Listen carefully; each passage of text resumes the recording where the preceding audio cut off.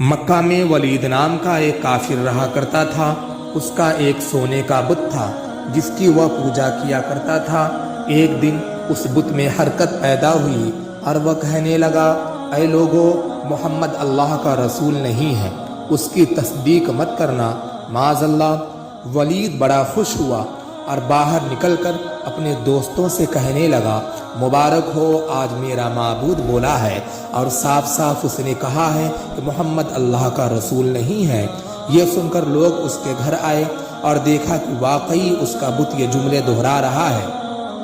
وہ لوگ بہت خوش ہوئے اور دوسرے دن ولید کے گھر میں لوگوں کا مجمع اکٹھا ہو گیا تاکہ اس دن لوگ بت کے منہ سے وہی جملہ سنیں۔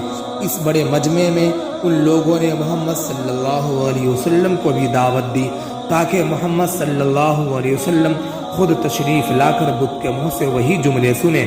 چنانچہ محمد صلی اللہ علیہ وسلم بھی تشریف لائے۔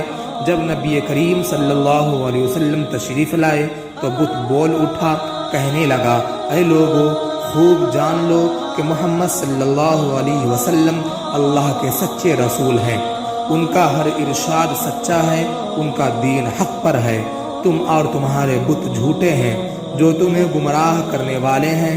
اگر تم اس سچے رسول پر ایمان نہ لاؤ گے تو جہنم میں جاؤ گے، پس عقل مندی سے کام لو اور محمد صلی اللہ علیہ وسلم پر ایمان لے آؤ۔ بت کی یہ باتیں سن کر ولید بڑا گھبرایا اور اپنے معبود کو پکڑ کر زمین پر دے مارا اور اس کے ٹکڑے ٹکڑے کر دیے۔ حضور صلی اللہ علیہ وسلم فاتحانہ طور پر واپس ہوئے تو راستے میں ایک گھوڑ سوار جو سبز پوش تھا حضور صلی اللہ علیہ وسلم سے ملا۔ اس کے ہاتھ میں تلوار تھی جس سے خون ٹپک رہا تھا۔ حضور صلی اللہ علیہ وسلم نے فرمایا، تم کون ہو؟